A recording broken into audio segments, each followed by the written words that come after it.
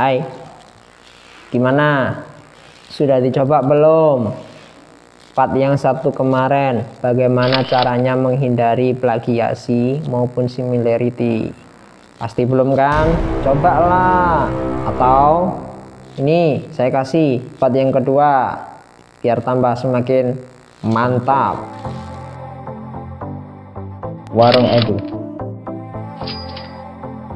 Jika sesi yang pertama kemarin saya memberikan ide caranya bagaimana kalian bisa menghindari cek plagiasi di atas 20%, yang caranya itu diantaranya dengan parafrase.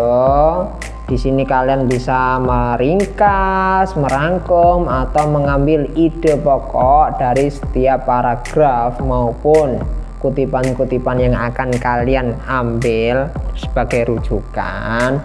Maka di sesi yang kedua ini saya lebih menekankan pada bahasa. Dalam sesi ini menggunakan diksi, pilihan kata, ataupun gaya bahasa itu juga penting.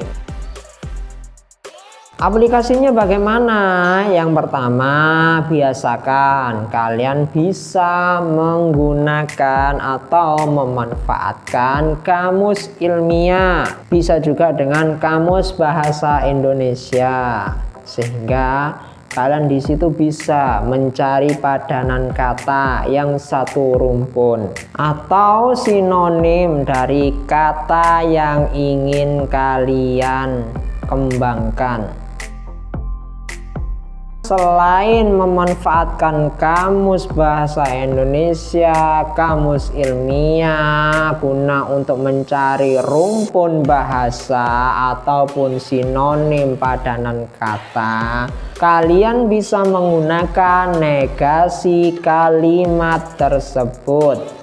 Semua cara yang saya berikan ini adalah alternatif bagaimana caranya menghindari similarity, bahkan plagiasi secara legal, sehingga tidak dikhawatirkan kalian nanti akan dilaporkan ke Ratu Anjani. Nah, ketika dicek secara digital jelas berbeda dari redaksi yang asli, dan ketika dilacak secara manual, penulis juga tidak akan menuntut terkait apa yang kita kutip. Kenapa? Redaksinya sudah berubah, baik itu dari cara pengambilan ide pokok, dalam bentuk meringkas, maupun dalam bentuk merubah diksi gaya bahasa yang tadi saya sampaikan. Warung Edu. Dampaknya pasti nanti ketika dicek detektor plagiasi, hasilnya tidak akan lebih dari 20%. Dan ketika ada mahasiswa yang bertanya, apakah setiap halaman yang terkena plagiasi itu harus saya rubah semuanya mengikuti cara-cara tadi, maka dikembalikan lagi kepada hasil deteksi plagiasinya. Fokus pada kalimat-kalimat atau paragraf-paragraf yang bertanda bahwasanya itulah yang paling banyak kemiripannya. Kalau di Turnitin biasanya yang paling atas sendiri itu biasanya berwarna merah. Jadi jangan dirubah semua yang berwarna, tapi fokus saja mana yang persen dari plagiasinya atau similarity-nya itu memang paling banyak atau peringkat 1. Itu rubah terlebih dahulu. Kesimpulan dari materi bebas plagiasi baik di sesi yang pertama maupun yang sesi kedua ini, pada intinya kalau memang dijalankan semuanya mungkin kalian akan terasa bingung atau terasa agak susah.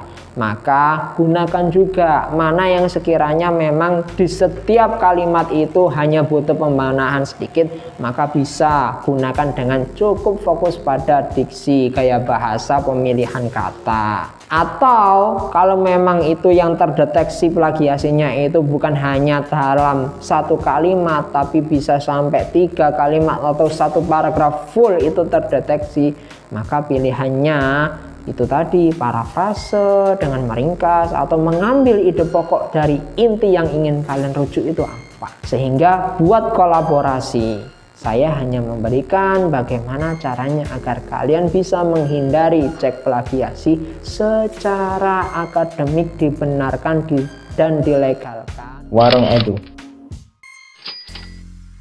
Sekian dari saya, semoga sesi yang pertama maupun yang kedua ini terkait materi bebas plagiasi bisa bermanfaat.